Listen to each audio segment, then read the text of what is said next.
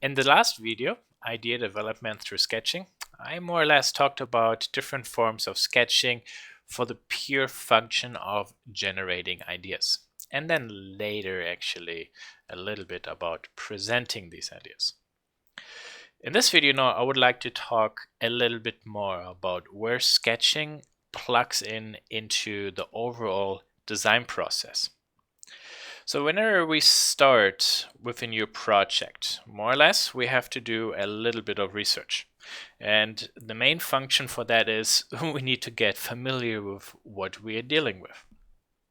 And one of the best ways to do this type of research is to perform kind of like some sort of an observation, or best even experience the situation, the problem, the product.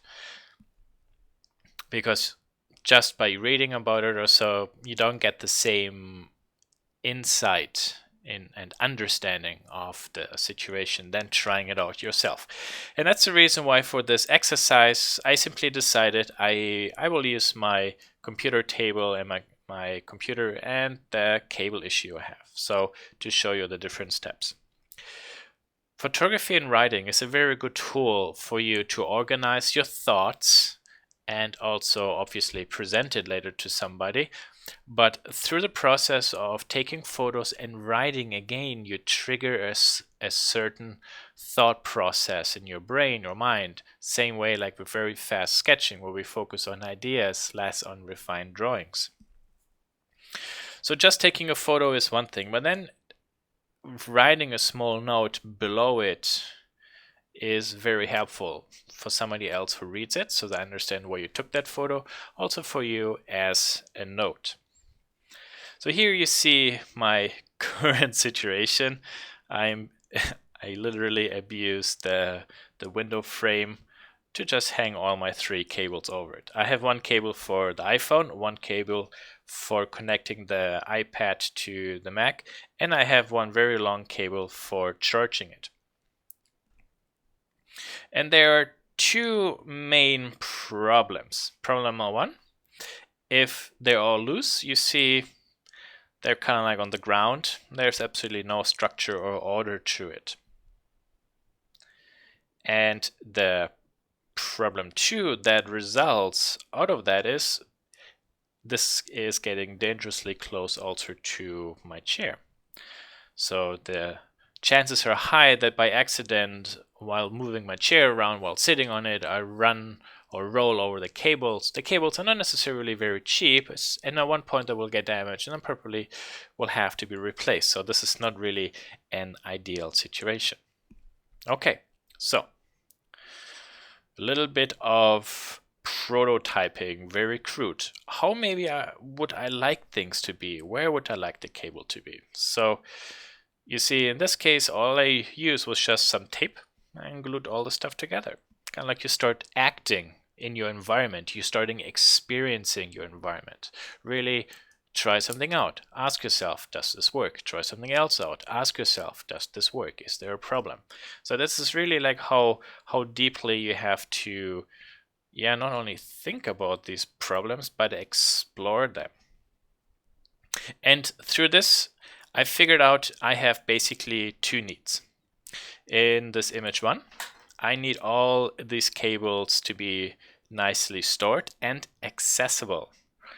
And secondly, because I have one cable that goes from the computer to the iPad, so I can screen record the iPad, the cable binder should not only be somewhere on the table, but kind of like at a position so it stretches the cable a little bit and I still have enough wiggle room to connect it comfortably to the iPad.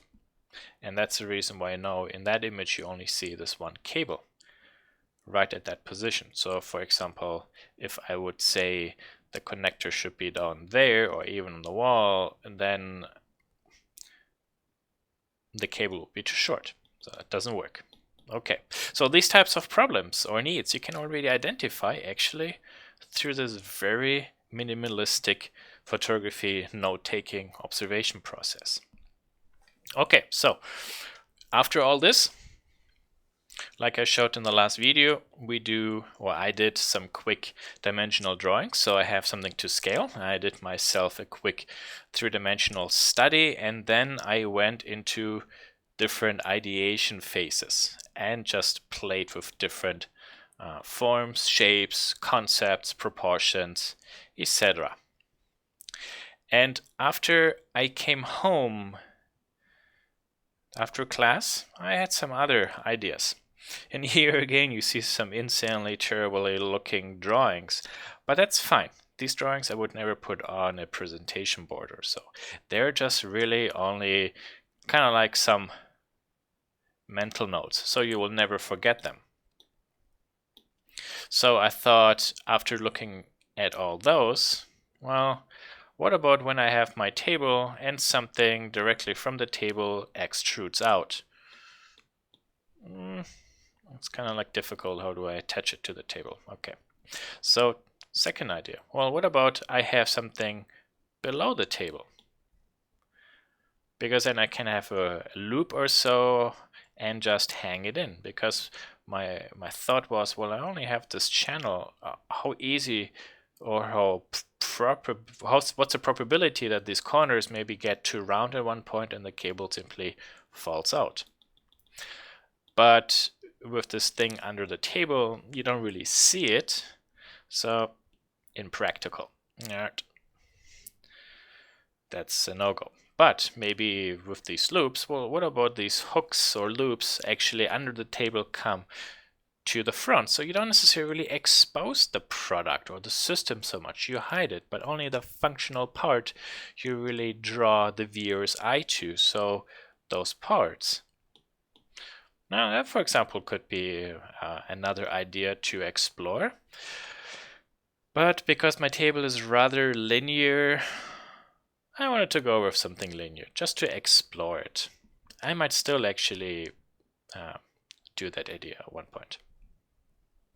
But while I then quickly sketched out the side part, I realized, like as I mentioned there, I might need some sort of a stopper that prevents actually those cables when they're attached to simply slide down, because as you can see from the side, this whole surface is at an angle. Okay, so a little bit of problem solving, mechanical. Maybe from the top wall, I sit somewhere here. What about this channel? It's kind of like angled so it looks towards me. Could be a possibility. If I have to do it, I don't know. Maybe I will try it out as one version. But what I started to dislike about this is, and here I get a lot of extra, and here this corner is smaller surface. So I don't really like that unevenness, which is why probably I actually might remain with this orientation for the cable channels. Okay, so you see some very quick sketching, very fast. And after this part, we can go actually into what I consider 3D sketching. So why do I say 3D sketching? Like with hand sketching, we have different, let's say, techniques. We can sketch very fast and mainly focus on quickly blocking out some basic ideas, not really wasting time on well-refined presentational drawings. And the same is true also for computer-based design. We don't necessarily have to use all the industrial strength so-called pro tools in a process where the perfection of these tools become actually more a slowdown. Like in hand sketching, very refined sketching takes time. Quick ideation sketches is faster. And I use here a program that's not traditionally normal actually for industrial design. But it is very productive, very fast, and I can work actually quite precisely, rounding edges, cutting parts, working with dimensions. And this way I quickly blocked out three-dimensionally the different parts, because if you see something from the side, You see here I was focusing on, well, how much material do I need? And then here at the end I decided, this is all too much material, this all can be removed.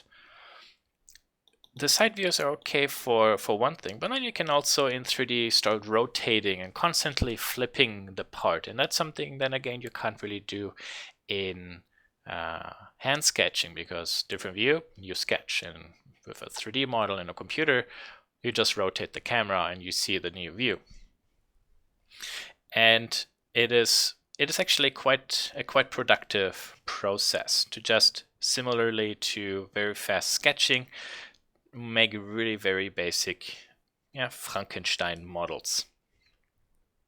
So here you see I explored then also the look of this support band, but then I didn't really like it necessarily, and I added some hooks.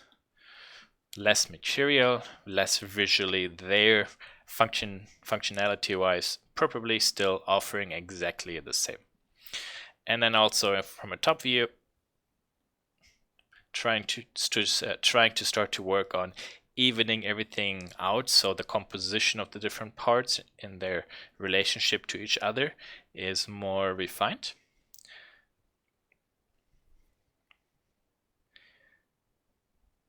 And then at one point I also needed to think about, well, how do I attach this? Well, I could do maybe with a wood screw.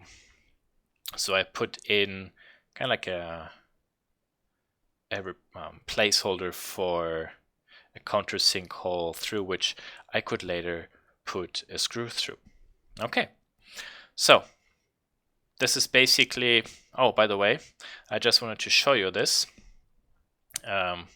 You see here the way how I even sketch in 3D to model stuff, finding the midpoint, a horizontal one, and then subdividing these points.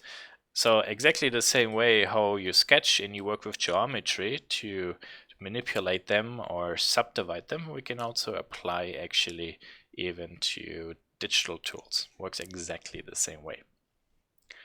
So I don't measure it, I just construct it quickly. Okay, so that shape so far look good. And before we go actually into 3D printing, maybe a little bit of verification is good, just to make sure. So my my fillets are 1.5 millimeter.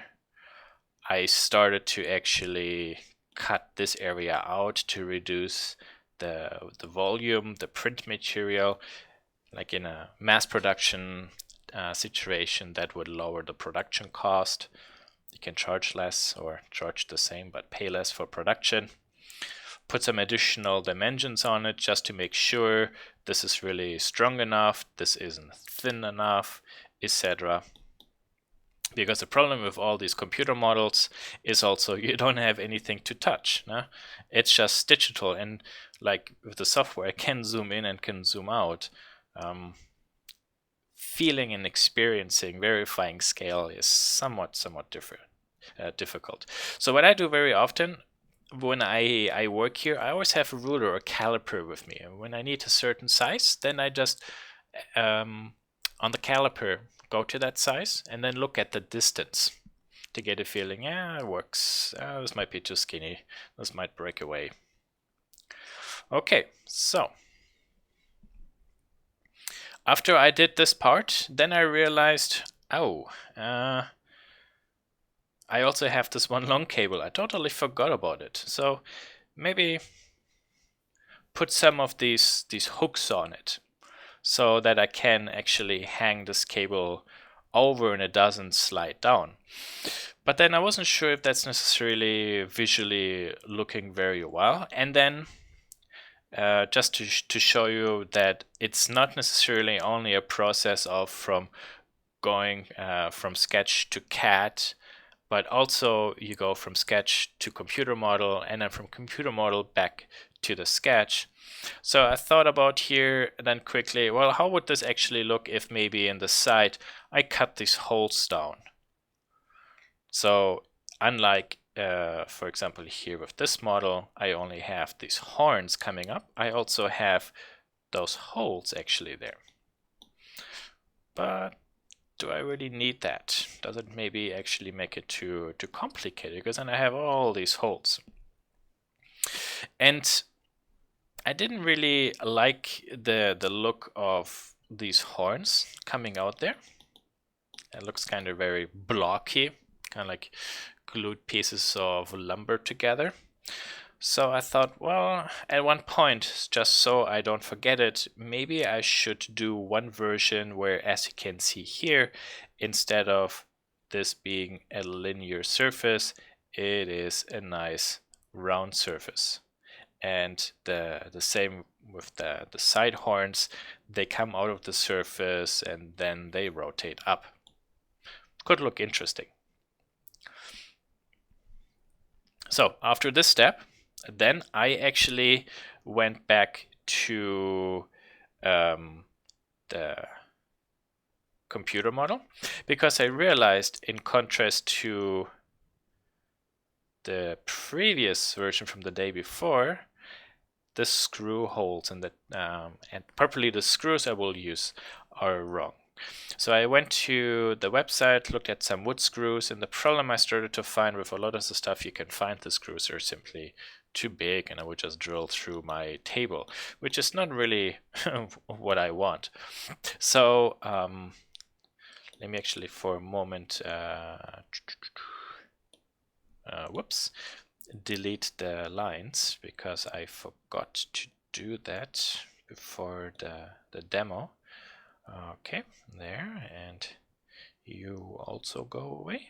Okay, the rest I can keep.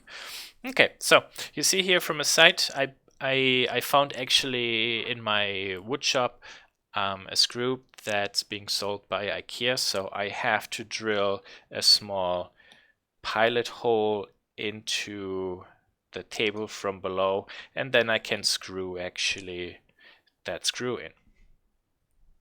I did a very simplified version of the screw head, and then started to cut this actually out with a small additional volume for friction or tolerance. So I have a countersink shape. But then the problem I started to notice in the CAD model, ouch, this is actually too tiny. Chances are high this might maybe break. So I, as you can see here, I added a little bit of more material and also angled these sides a tick. The angling actually I did so visually it's maybe a little bit more interesting, but at the same time this will also help 3D printing, because for 3D printing process, when it puts down material this way, this type of a shape it can't really print, but something like this it can print, because it's kind of like a very small overhang, and it can put these lines down. And if I would print this other shape, it would go this way, and then it would print and then squeeze out the plastic, which will fall down. So I actually adjusted there already, pre-planned a little bit for the rapid prototyping, which at that point would be the next logical step.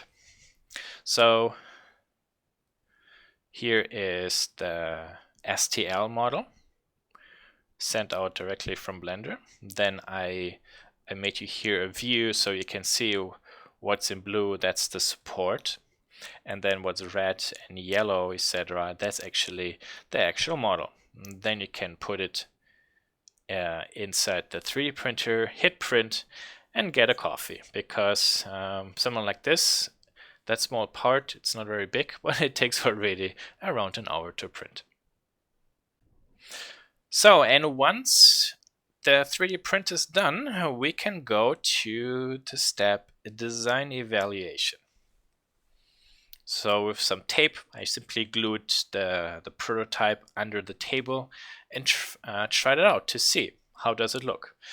So one of the main reasons you really have to do this a lot, prototyping, is simply first, again, hand drawing, and computer models have their own unique problems. A hand drawing is not necessarily very precise, and a computer model might be precise, but You can't really touch, feel it, you can't experience it. So we need to have a tangible real-life object.